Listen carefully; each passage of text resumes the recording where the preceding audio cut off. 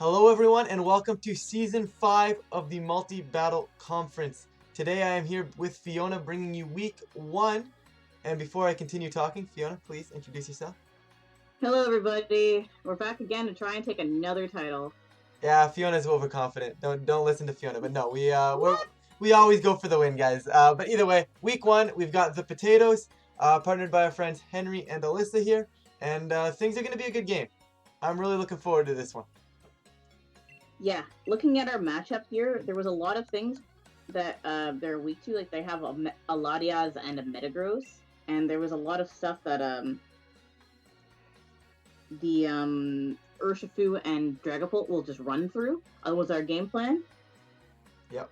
And just before we continue here, guys, I will flash our draft analysis on the screen about right now, in case you guys are interested in checking that out. I mean, we got some pretty good stuff. You get to see our entire team over there, so why not? I would check it out. That's just me.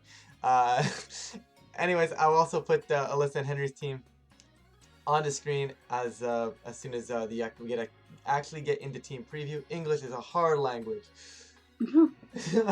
But of course, guys, this is a post-recorded match.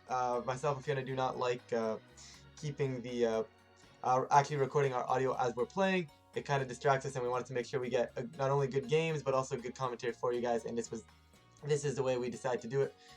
But for now, I think we're just waiting for the team preview to pop up. Yes.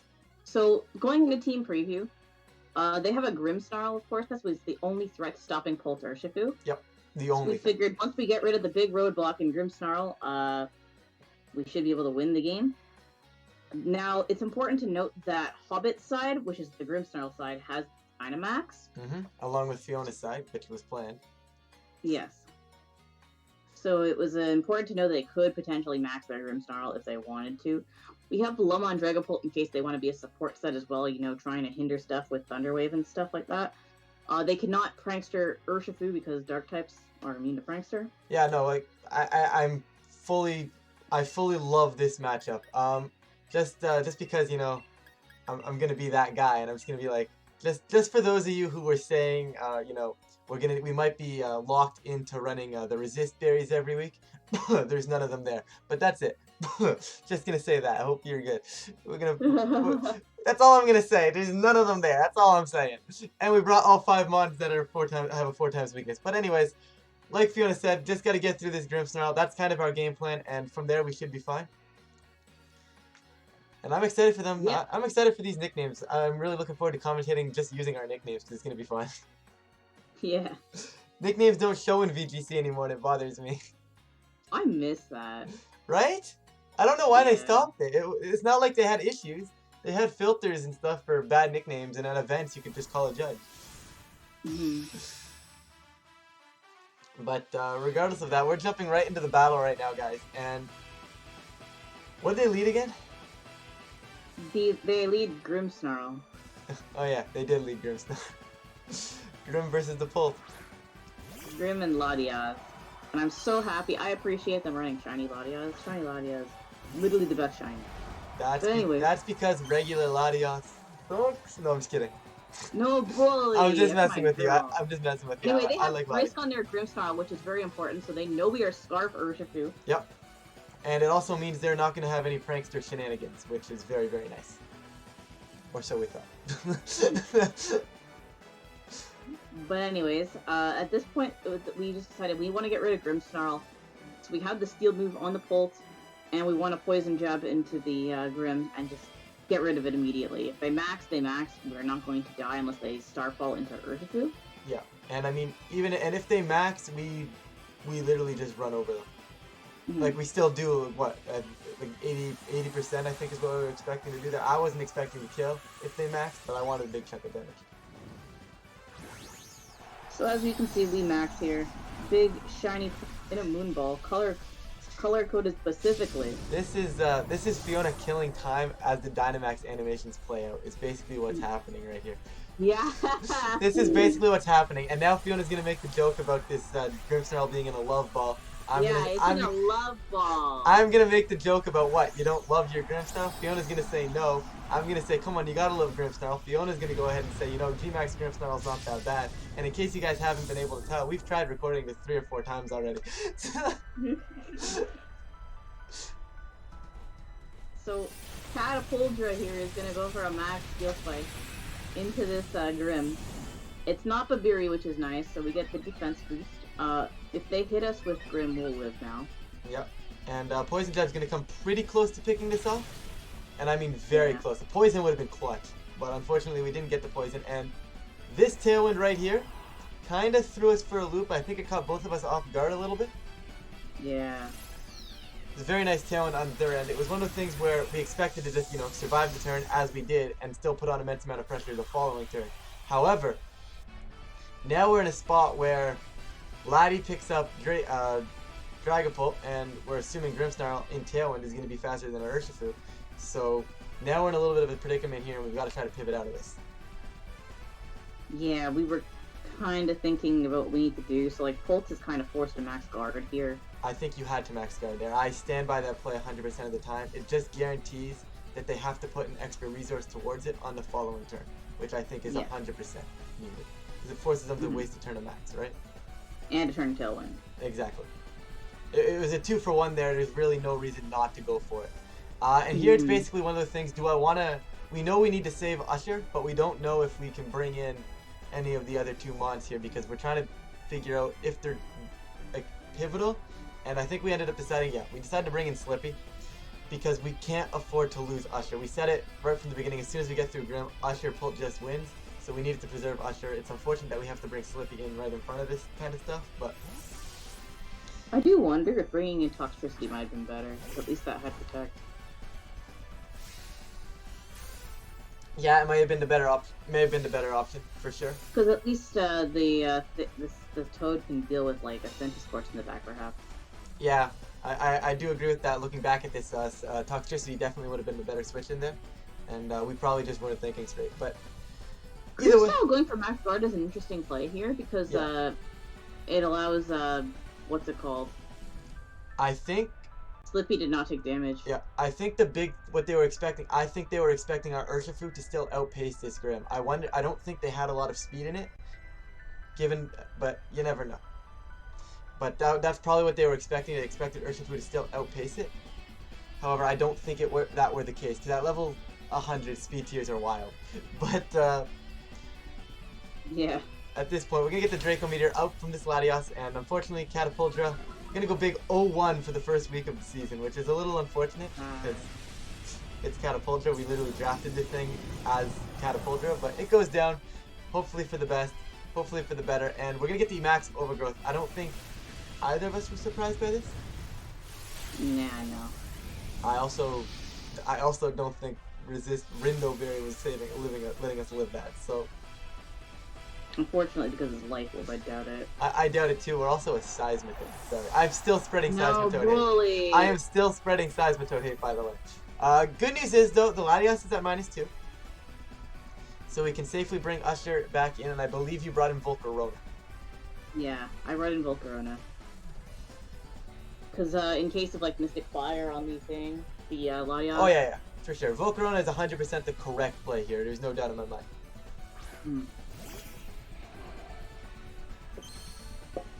So, and now the Tailwind is still up, so we're kind of forced to lock into Sucker, which is a little unfortunate here. Yeah, because you don't want to lock into Sucker unless you have to. And I mean, we weren't even gonna run Scarf Sucker in prep.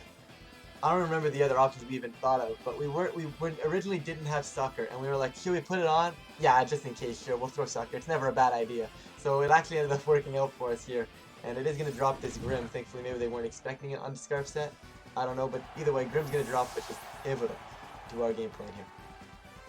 So Draco comes out, goes into Urshifu. It's already -2, so this is gonna do like negative damage. Yum! It's also Latios, because all Latios do not have the special attack stat as Latios does. Yeah, yum. Urshifu basically ate that up. You love to see it. And now we get a free QD, so I think we're now, all of a sudden, even though things were looking rough, we're actually in a really, really phenomenal spot here. Minus the fact that I'm locked into Sucker Punch. Yeah, that's a little annoying, and we can't Sucker Punch the Lottie because it's obviously going to go for Tailwind. because you know they don't want to get Sucker Punch. Yes. But they're actually going to bring in not Urshifu, that is not an Urshifu, I have the Urshifu. They're actually going to bring in Dusknoir here, which is a really cool Pokemon. Unfortunately, Dusknoir kind of sucks. But anyways, Yeah. in my opinion. So here it's basically one of those things where we can just Sucker Punch the Dusknoir, and I think you Heat Wave, right? Yeah, we wanted to guarantee a knockout on this thing, so we wanted to double Sucker Punch and Heat Wave. Yeah. Get some chip on the Latias a little bit. Yeah, Lati probably goes for Tailwind. We go for a nice little Sucker Punch. If they try to attack, we get the attack off. I don't think they trick her. If they trick her, we still have a switch in the back for that, so it's perfectly fine. Yeah. So this is kind of our game plan right now. Pretty safe. We were pretty content with this. And Dusknoir is going to end up switching out, which is a very, very good play into the Centiskorch coming in. And I think I don't know, did we single mind here? I don't know. Like, I think we could have tried to avoid this, but either way, it's a really good play on their end. Yeah, so unfortunately they have Flash Fire, which I think is very smart. Yeah, it was a good call on their end, for sure. Yeah, since we don't really have any other Intimidates other than, you know, Torracat, or not Torracat, but the baby one, Litten. Litten, yeah. That Mystical Fire did nothing, and we are back to Sash now because of grassy terrain that they set up. You love to see it. Thank you so much for the grassy terrain. And here, basically, it's one of the things, we might as well drop this Latias. We realized that whatever we welcome in, we were going to leave it on the field, right? And we were going to leave it on the field because it's -4, it's not a big threat. But we realized whatever we welcome in doesn't really threaten us either. So we might as well just pick up the knockout where we can get it. And I decided to save Usher because we wanted to get back so I could end up locking in the Wicked Blow eventually.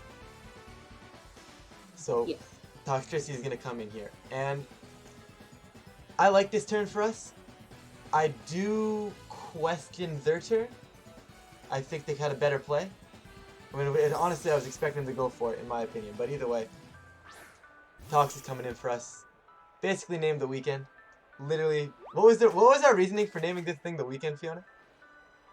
Because we were going to name it the Hills. And Toxtricity is on the hill in Turfield. Yeah. So there we go, it's the Weekend now. And Latias does drop, but not before that Helping Hand. And Helping Hand, Flash Fire boosted Fire Lash, that's a mouthful, drops the Toxtricity. So a little bit unfortunate that we lost Tox there for sure. But I do think they should have Fire Lashed the Volcarona, personally. Yeah. And I'll explain my reasoning for that as it comes into play here, but I guess it's good for them, right? Because they get Toxtricity off the field. But what they were looking for was Urshifu. To get Urshifu off the field. I think they needed to realize that I wasn't leaving Urshifu on the field, locked into Sucker Punch. And they probably should have gone after Volcarona there. And I'll show you if I can time things correct as we send Usher in here. It'll all work out perfectly in my statement here. But right now, it's a very even matchup right now. It all comes down to basically if we can drop this Centiskorch. Yeah. And, yeah, the problem is this thing has a Flash Fire boost, so it's actually going to be doing a lot of damage to us. Yeah, we literally need to kill it. Yeah. It needs to die. So we just have to double up into the thing, unfortunately, because Fire move doesn't hit it because of Flash Fire, and I only have Bug Buzz. Yep. So which is 4 times resisted. Yep. And, actually, I think it's only 2 times resisted. Yeah, it's only 2 times resisted. It's only 2 times resisted. But anyways, you see the Bullet Punch from the Metagross right there. And to me, that is why they should have targeted Volcarona. If you Fire Lash Volcarona, you then keep Centiskorch on the field because you bullet punch Volcarona, and Volcarona's gone. Toxtricity actually would have been locked, although I guess then Toxtricity is on the field, and they really have no way to deal with Tox, and Tox just gets 3 big damage up. So maybe either way it doesn't really matter. Either way it worked out for us, I'm not going to complain at all.